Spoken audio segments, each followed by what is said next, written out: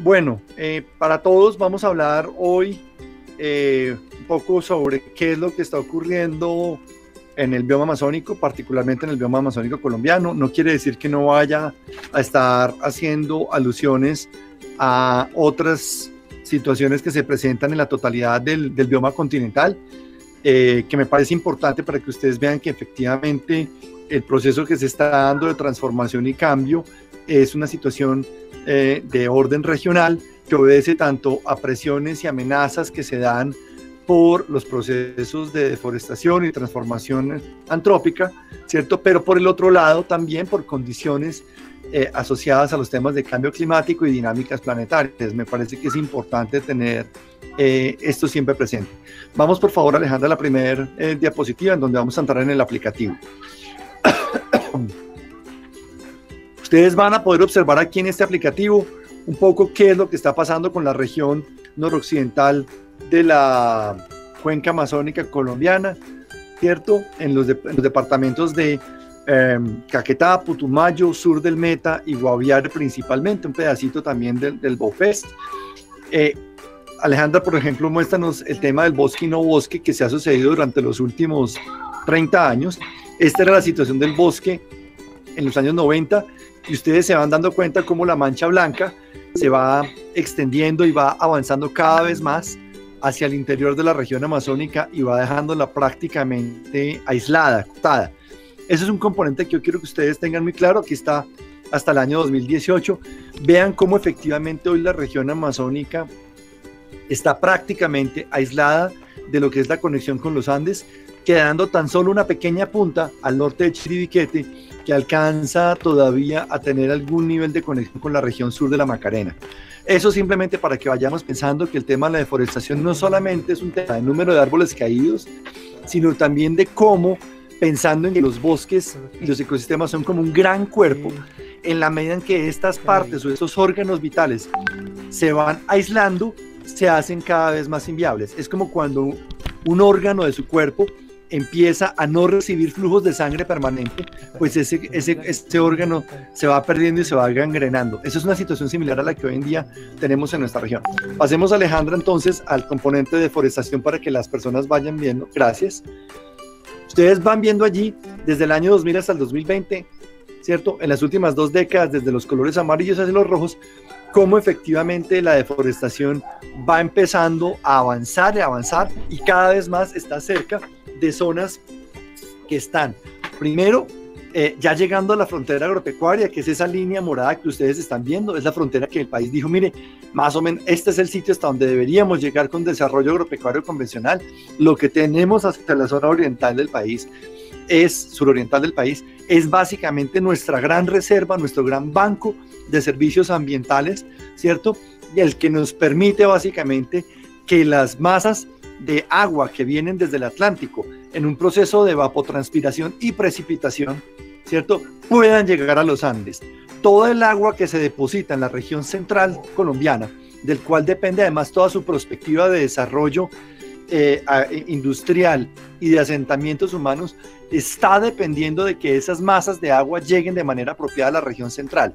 Y para eso se requiere mantener esta mancha de bosque que precisamente es la que hoy por hoy está amenazada. Vamos, Alejandra, con el estado legal del territorio. En el estado legal ustedes se dan cuenta que hoy por hoy la región amazónica tiene un gran cinturón de resguardos indígenas que están detrás de Chiribiquete, ¿cierto? Que son los que están en color naranja principalmente, ¿sí? Un gran núcleo que es el mismo Chiribiquete, que es como el corazón central de toda la región amazónica, y un borde en donde está grandes cantidades de población campesina, muy concentradas en particular en la región del Piedemonte, tanto de la región del Meta como del Caquetá, y que poco a poco, ¿cierto?, se van moviendo hacia las zonas que hoy conocemos como la Reserva Forestal de la Amazonia, que es este color verde pálido que rodea tanto los parques como los resguardos. ¿Cuál es el gran reto? Lograr que esta generación, y por eso me parece tan importante tener hoy por hoy una audiencia como la de ustedes, que es de jóvenes ambientalistas, entiendan que el gran reto que existe es cambiar una cultura, es transformar una cultura que se veía digámoslo, entendido como una cultura que tenía que entrar a deforestar para poder subsistir, cuando hoy lo que tenemos es el reto totalmente contrario, y es mantener la cobertura forestal para poder subsistir. ¿Y poder subsistir a qué? Al cambio climático, para subsistir a las futuras pandemias, para subsistir a las necesidades económicas, que hoy por hoy está claro que es el bosque el mayor proveedor de potencialidades en desarrollo económico futuro, en un escenario como el actual, en donde el tema de la biodiversidad cobra cada vez mayor valor, lo mismo que los servicios ecosistémicos. Pasemos al tema de los cultivos ilícitos.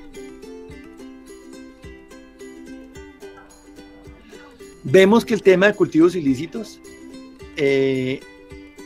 se concentran básicamente en una zona, por ejemplo, la parte alta de Cartagena del Chará y San Vicente del Caguán, ¿cierto? Las zonas cercanas al municipio de Puerto Leguízamo, algunas áreas dispersas en el Bajo Caguán, el conglomerado que hay en la periferia de Macarena, o sea, los municipios de Vistahermosa, Puerto Rico, Puerto Concordia, ¿cierto? La zona sur del Guayabero.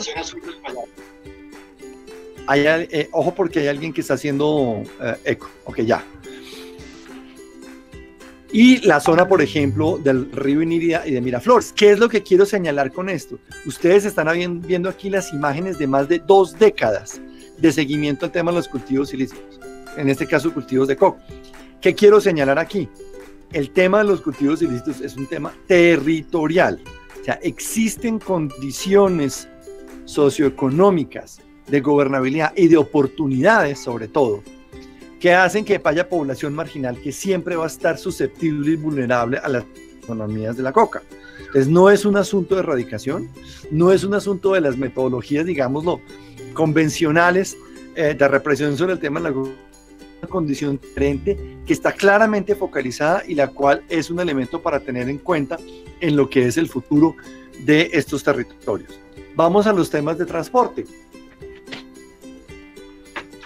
Ustedes ven aquí lo que se llama los planes intermodales de transporte, que es la gran bitácora o la brújula por la cual el país está manejando su proyección hacia el futuro.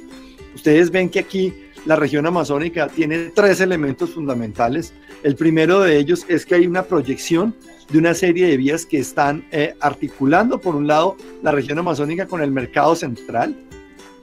Ustedes han escuchado en estos días, esta semana salió, por ejemplo, el proyecto más grande de infraestructura que tiene el país hoy por hoy va a ser la conexión Puerto Carreño-Buenaventura, que es esta línea azul que ustedes ven por arriba, ¿cierto? Porque hay toda una potencialidad de desarrollo agroindustrial que se está dando en la región de la Orinoquia, que necesita salir por puertos hacia la zona del Pacífico, y que hoy por hoy tiene un grandísimo reto, y es cómo desarrollar esto sin terminar de romper esa conectividad que existe en la región de los Andes entre la cordillera de los Picachos y Sumapaz, por ejemplo.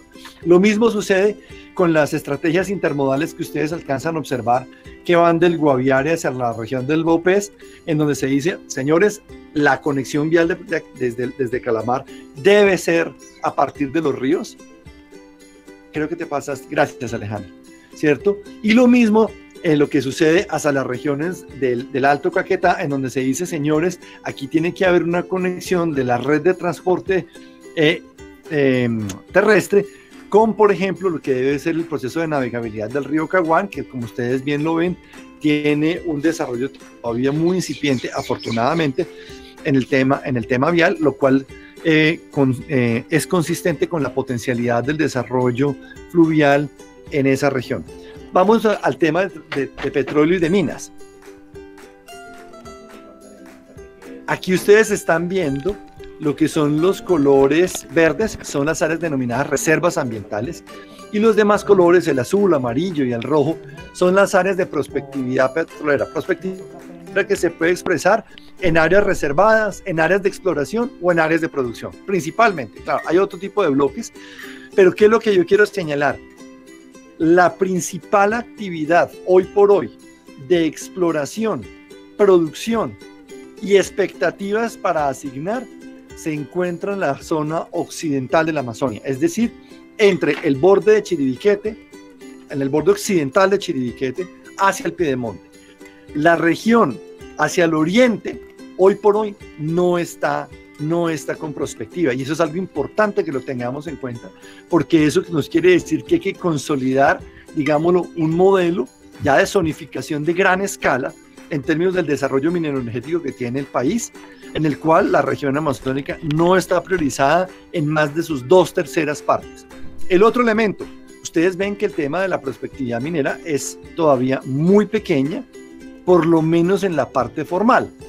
¿Qué sucede? Que aquí no tenemos información sobre la prospectividad minera ilegal, digámoslo, y eso es un elemento que hay que considerar. La gran mayoría del territorio amazónico hoy por hoy tiene procesos de prospección minera ilegal, en particular con los minerales de oro y de coltán, y eso es un elemento que en términos de la gobernabilidad y la degradación de los bosques está operando de manera importante.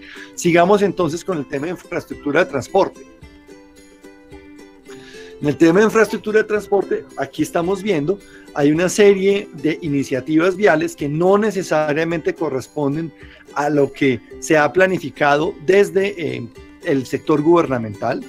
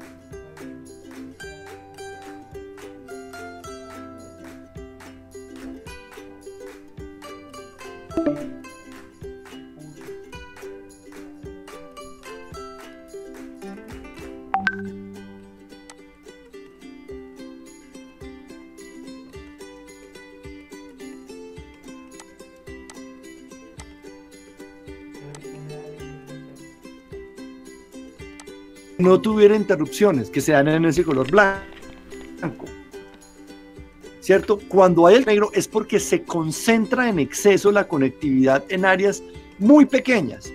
Entonces fíjense como en la gran planicie amazónica, la zona suroriental, tiene un color gris continuo, ¿cierto? Que va desde La Paya hasta el borde oriental de Nucac, ¿cierto? Contra el departamento de Luainía. Pero en la medida en que vamos subiendo, vamos encontrando como hay todo un borde blanco, ¿cierto? Que va desde el Guaviare, el sur del Meta, el Caquetá, que prácticamente hoy por hoy tiene cortada esa conectividad. Y ustedes van a escuchar una y otra vez la necesidad de mantener esos pequeños corredores de conectividad que aún nos quedan, porque son la base para que todos los flujos genéticos, o sea, la biodiversidad que ustedes encuentran en esos ecosistemas, está pasando por allí. Y es el intercambio genético el que permite la funcionalidad y la integralidad de estos ecosistemas, ¿sí? Porque es en el intercambio genético en donde se da precisamente la robustez, ¿cierto? Genética de las poblaciones existentes aquí en estas áreas. Si no hay intercambio genético, lo que se produce es un proceso endogámico que a la final, en el mediano y en el largo plazo, termina por hacer inviables las poblaciones existentes. Por eso es tan importante mantener esa conectividad. Bueno, continuemos. Análisis hechos por la Fundación para la Conservación y Desarrollo Sostenible nos están mostrando que a pesar de la pandemia, hoy por hoy encontramos que la deforestación no ha parado.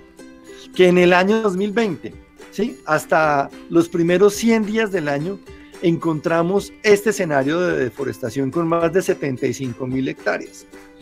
Que si ustedes lo comparan con los datos que muestra el IDEAM, en donde terminamos con 100.000 hectáreas en el año 2019, quiere decir que en los primeros 4 meses estaríamos en el 75% del total de deforestación en la región amazónica colombiana, ¿sí?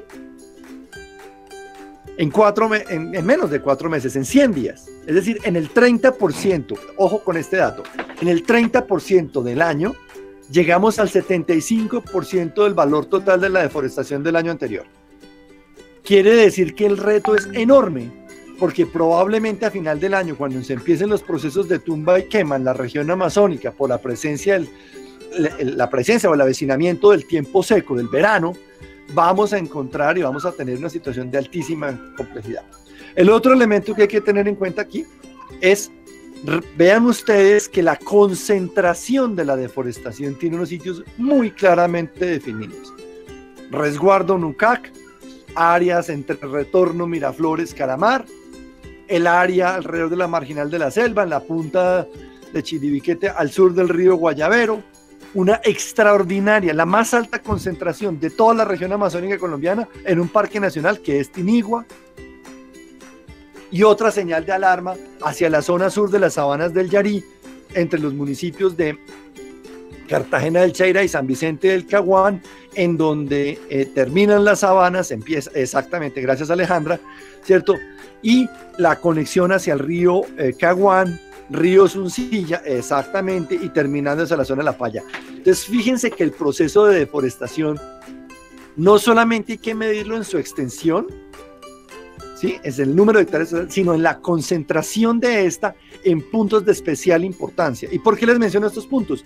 Porque si lo conectamos con lo que ustedes acaban de ver de los componentes de conectividad, precisamente esta deforestación se está concentrando en romper esos pequeños hilos que aún nos quedan. Continuemos. Los focos de calor, ¿cierto? Los focos de calor nos están indicando que, uno, la gente tumba el bosque y después lo quema, pero no solamente es el bosque, también el rastrojo.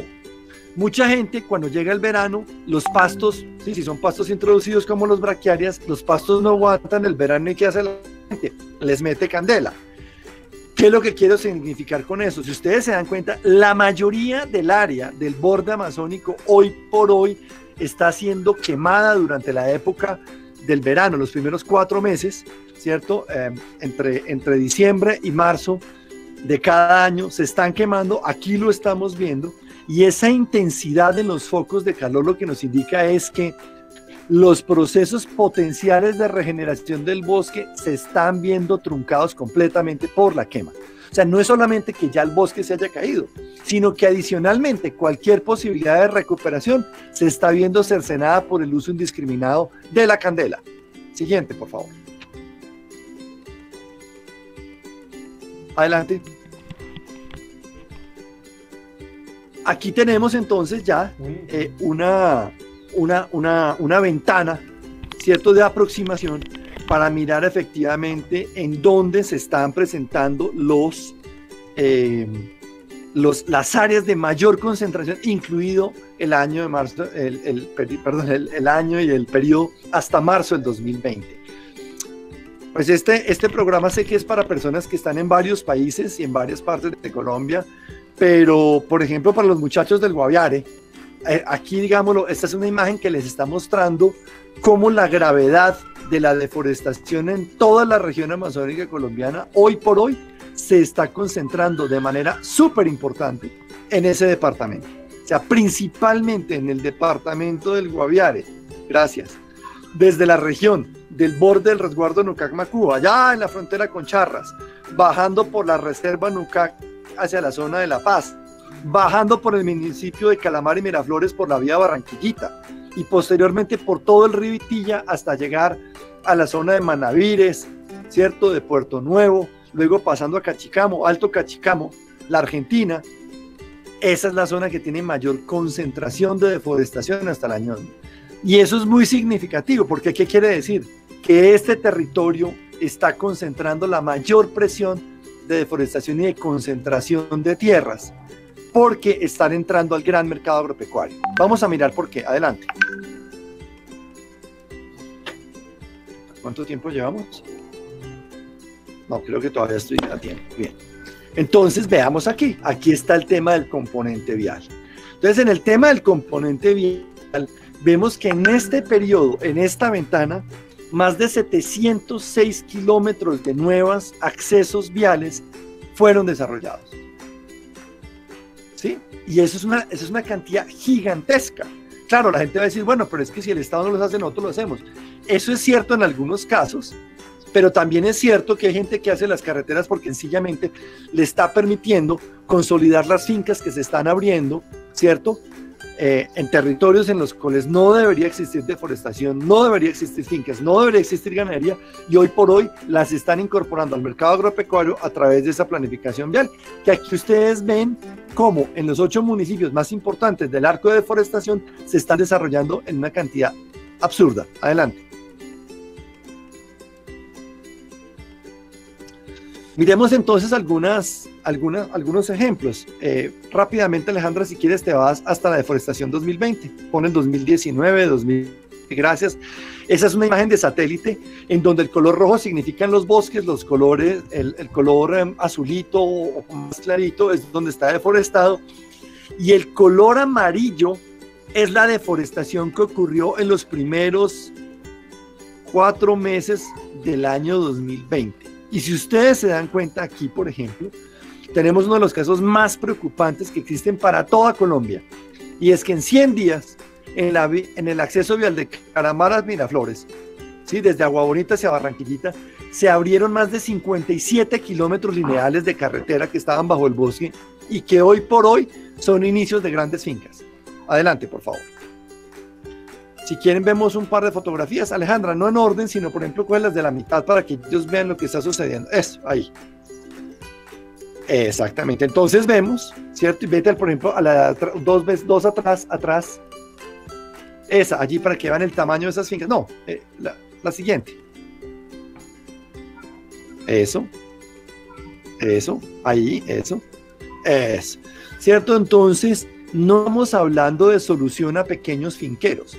Estamos hablando de grandísimos capitales, ¿cierto?, que tienen la posibilidad, 1, del impulso de las grandes fincas, 2, de la consolidación de estas áreas, 3, de la metida del ganado, ¿cierto?, y 4, de tener condiciones inclusive de seguridad jurídica para estar dispuestos a enfrentar el proceso en este momento, lo cual indica también un proceso muy importante, digámoslo, de avance en el tipo de estrategia que están haciendo abiertamente y a la luz pública. Pasemos a la siguiente diapositiva, Alejandro. Vemos entonces 56 kilómetros hechos en 4 meses, ¿cierto? 37 kilómetros para el año 2020, ¿cierto? 450 hectáreas de bosques en diferentes pequeñas fincas que apenas son el punto de partida para su desarrollo, ¿cierto? Y 1030 hectáreas desarrolladas en ese territorio de influencia en donde obviamente tenemos un gran frente de colonización. Siguiente. Veamos lo que pasa, por ejemplo, en la vía Barranquillita-La Paz hasta la Reserva Nacional Nucac, ¿cierto? Entre los años 19 y 20 vemos ya cómo ese eje vial se ha consolidado a pesar de que hoy por hoy ese eje vial, por ejemplo, ya no va a poder estar dentro del plan de desarrollo departamental porque se hizo sin pasar por los criterios de desarrollo en una zona de reserva forestal. Hoy por hoy lo que tenemos allí es básicamente, puedes mostrarme la fotografía, Alejandra, fincas en las cuales, por ejemplo, el tema de la agroindustria del chontaduro es un elemento que empieza a reemplazar los bosques amazónicos, es decir, que por más de que tengamos una palma tropical, ese no puede ser el instrumento para entonces acabar bosques y pasar a monocultivos de palma, independiente que sean palmas de chontaduro o palmas de lo que sea. Las palmas de chontaduro pueden ser un elemento importante de generar mosaicos y de restauración, pero en áreas previamente degradadas, no a partir de bosques naturales. Siguiente, por favor. Siguiente, Alejandra. Veamos aquí, por ejemplo, entonces lo que ocurre en la zona de Puerto Cachicamo, La Tunia. ¿Por qué menciono esto? Hombre, porque es que aquí estamos hablando también de que los procesos de invasión y de degradación se están dando también dentro de resguardos indígenas. Entonces, si quieres, por favor, Alejandro, me muestras alguna fotografía. Eso, vámonos hacia la punta, hacia la punta sur. Dentro del resguardo Yaguará, ¿qué encontramos hoy? Encontramos frentes de colonización, adelante, que están utilizando carreteras en zonas en donde no existía digamos, previamente asentamientos, y en donde lo que se están desarrollando son grandes fincas, gracias, adelante, en las cuales hay una combinación, ustedes aquí lo están viendo, de fincas en las cuales se compaginan tanto el tema de los cultivos de coca como la gran ganadería. Este es el tipo de futuro que se le está presentando a un resguardo en la cual su población se encuentra en proceso de retorno por una orden de medidas cautelares y de restitución de tierras que tienen los indígenas del Yaguará. Siguiente diapositiva, por favor. Sigue, por favor. Adelante, ¿no? Alejandra, sigamos a la siguiente diapositiva. Gracias. Sigue. Esta es la que yo quería mostrarle. Los 8 principales municipios, ¿sí?, que concentran la deforestación en la región amazónica son los que están aquí. Y si ustedes se dan cuenta, en los últimos 5 años, del año 2016 al año 2020, lo que encontramos son 300.000 hectáreas acumuladas de deforestación en el borde amazónico, ¿sí?, y más de 650.000 cabezas de ganado nuevas. Hay una relación directa entre deforestación, acaparamiento de tierras y apropiación a través de la ganadería. Más de 2.4 cabezas de ganado por cada hectárea han ingresado en el último periodo. Ya tenemos entonces aquí una zona con más de 1.700.000 cabezas de ganado, ¿sí?, más contando pues con las 650.000 nuevas que hay, ¿cierto? Y estamos hablando que además de las 300.000 ubicadas, deforestadas en este periodo, esas se ubican dentro del 500.000 de hectáreas que se han perdido en la región amazónica en los últimos 5 años. Entonces, aquí hay una relación también que es fundamental, y es imposible hablar de un proceso de restauración y recuperación amazónica mientras que el proceso de ganaderización siga siendo el elemento para consolidar ese tipo de territorios que han sido usurpados y acaparados por estos grandes grupos. Adelante, por favor. Con este tema ya les estoy mostrando entonces que lo que tenemos es una situación generalizada en donde hay desde grandes presiones de desarrollo sectorial hasta procesos focalizados y acumulados de apropiación de tierras en diferentes zonas que utilizan estrategias de desarrollos viales, de deforestación, de cultivos ilícitos y de ganaderización para consolidar lo que se ha deforestado en el último tiempo.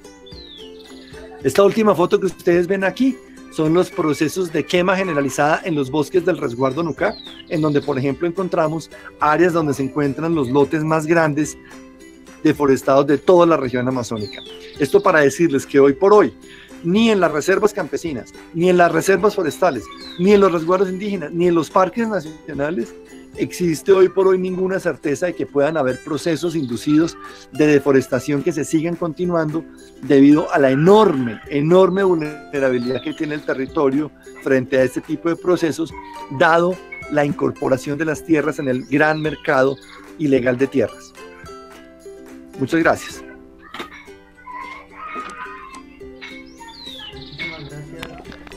Excelente intervención, Rodrigo. Gracias. De verdad que es preocupante ver estas cifras, ver cómo avanza la deforestación. Gracias, doctor. Señor Gustavo, continuemos entonces con su parte para que vayamos dando paso luego a las preguntas. Vayan tomando atenta nota a nuestros participantes de los talleres para que formulemos al final las preguntas para nuestros expertos. Gustavo, continúa, por favor.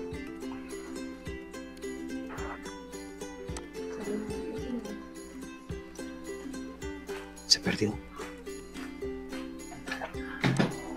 Adelante, Gustavo. ¿Cómo vas, Gustavo? Hoy.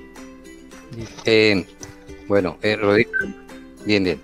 Rodrigo, muy ilustrativo y espero que hayan puesto mucha atención a una, ¿cómo llamarlo? Como lo sugirió Rodrigo, ese sistema circulatorio y un poquito es lo que quiero plantearles a ustedes con el tema que sigue. El tema que sigue, no, el tema que recoge justamente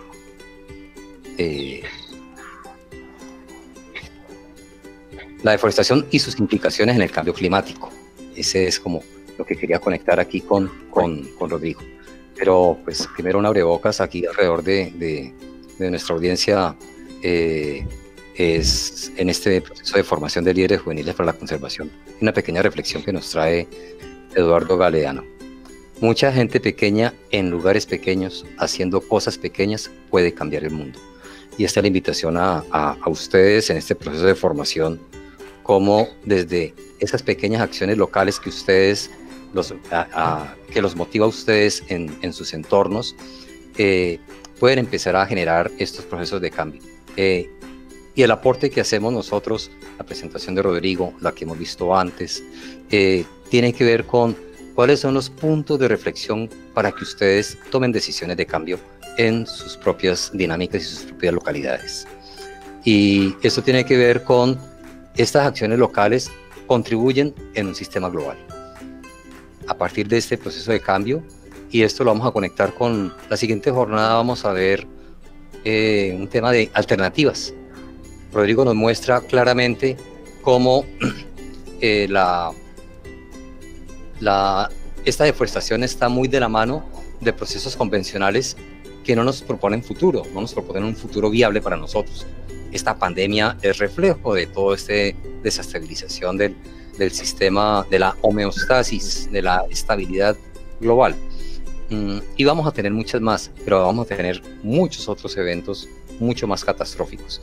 Ya hemos escuchado, hemos sentido en algunos casos los efectos del cambio climático, calentamiento, mayores sequías, mayor vulnerabilidad frente a los extremos, por ejemplo, con los eventos hidroclimatológicos, lluvias torrenciales, huracanes en otros lados, los deshielos, etc. Y aquí es donde tenemos que actuar nosotros, porque el futuro no se presenta muy atractivo.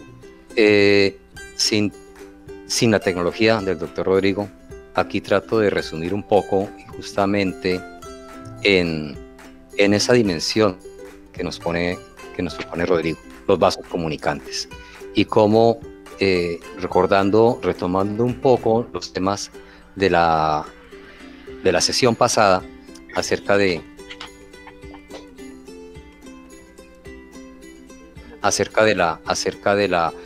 los engranajes que existen, que tienen que existir y que la biodiversidad ha hecho para que estos ecosistemas sean funcionales y nos generen esos servicios ambientales, como los hemos llamado, servicios ambientales, el agua, el acceso al agua de calidad en cantidad pertinente, el clima mismo, sus efectos y su incidencia en la estabilización del clima global, etc. Y aquí en esta imagen lo que quiero ilustrar es cómo el deber ser de esta región. ¿Recuerdan el mapa que presentó Rodrigo acerca del ordenamiento del territorio? Todos tienen una razón de ser. Entonces aquí nos está, en general, el deber ser está en esta sombra verde que tenemos en general de fondo. Pero tenemos una excepción que más o menos trata de coincidir con los polígonos o las zonas de deforestación que nos ilustraba Rodrigo Botero tan espectacularmente. ¿Y qué son? Pues que vemos esos vasos comunicantes, por ejemplo, en este caso el agua, y los asentamientos humanos aquí representados en estos puntos naranja. Estas son las comunidades, las cabeceras municipales, se van quedando sin esa matriz ecológica, ese arreglo de los ecosistemas que garanticen el flujo y el suministro de estas fuentes. Es decir, con esa deforestación y ese deterioro ambiental que estamos generando, estamos dejando sin sustento a los bienes y servicios ambientales de los cuales dependemos. Y esta ilustración nos dice que nos estamos quedando sin piso, sin soporte para la vida. Todos estos asentamientos humanos, caseríos, poblados que vemos aquí, coinciden justamente con esa matriz o ese o esa amenaza, perdón, no la matriz, sino la amenaza a la matriz de conservación. Estamos quedando sin ese sustento. Por tanto, no tenemos futuro. Y esto incluye áreas protegidas. Se alcanzan a ver, aquí tenemos en líneas moraditas, color violeta, verticales, son áreas de resguardo afectadas por la deforestación. Y acá tenemos en las líneas horizontales, violeta horizontal, las áreas protegidas, la Reserva Nucac, en el Chiribiquete, en la Macarena, en la Serranera Lindosa. Estamos quedando sin esa matriz que nos da el soporte. Y esto por cuenta de esos modelos convencionales, entre comillas, y por las dinámicas convencionales de mal uso de nuestros ecosistemas, de nuestro entorno.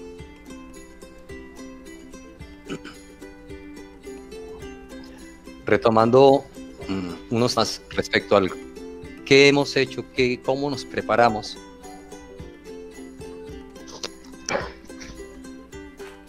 La semana anterior les recordaba un poquito sin detenernos. Aquí les quedan, pues, para que los traten de ustedes de investigar un poco.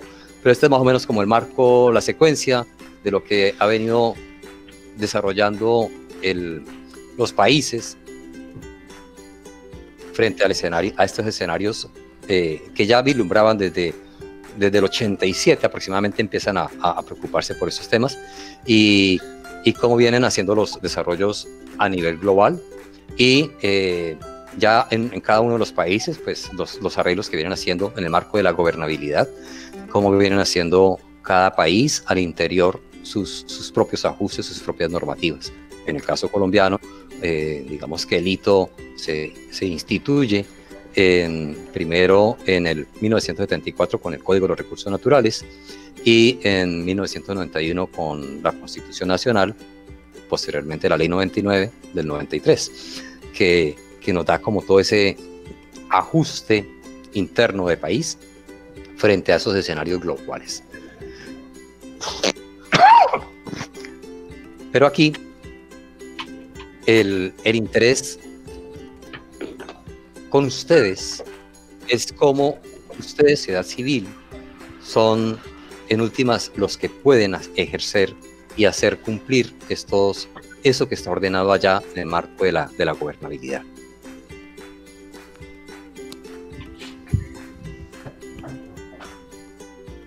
No sé si tuvieron oportunidad de revisar algo acerca de estos primeros 3 temas que les planteé la semana pasada. El tema de la chica de Suecia, Greta Thunberg, con su movimiento Juventud por el Clima, que es un movimiento que nace de sus acciones, pero que es adoptado por muchos jóvenes en todo el planeta. Y para el caso colombiano, 2 eventos importantísimos: esa tutela que instituyen niños y jóvenes, 25 muchachos y muchachas de aquí de Colombia, frente a los riesgos de cambio climático. ¿A qué vamos? Estos escenarios negativos tienen que ver con que se afecta la condición, la calidad de vida y con ello la expectativa de vida. Estos muchachos lograron esa tutela, esa protección de derechos fundamentales,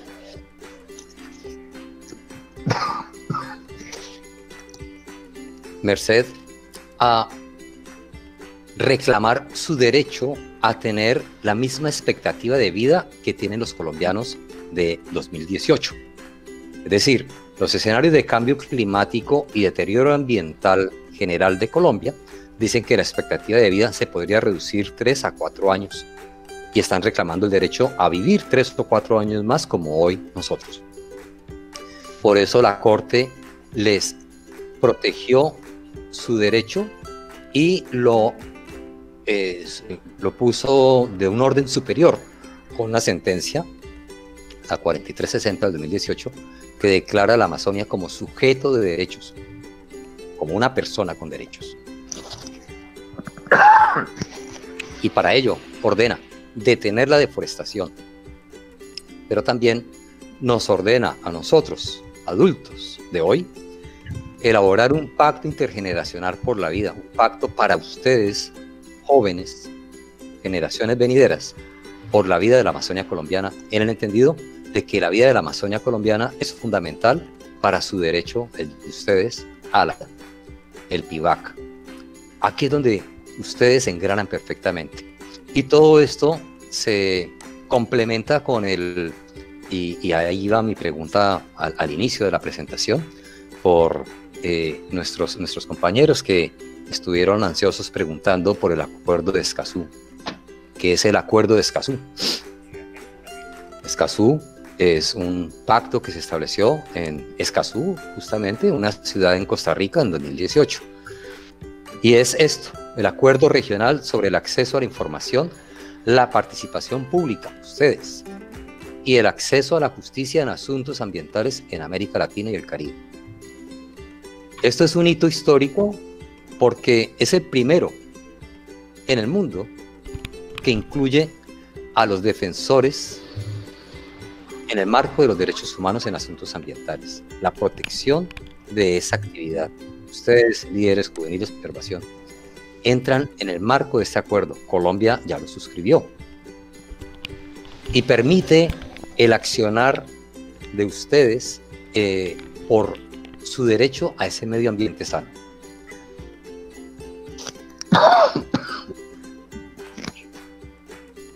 Esto es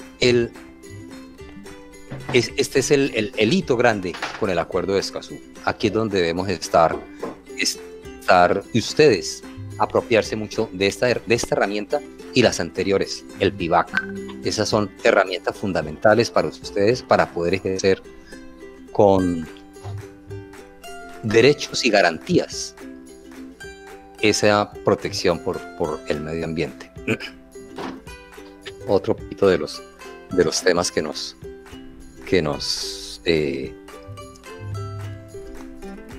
trae el acuerdo de Escazú.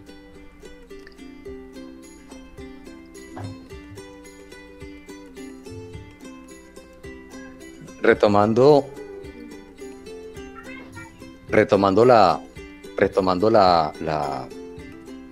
las consignas para ustedes,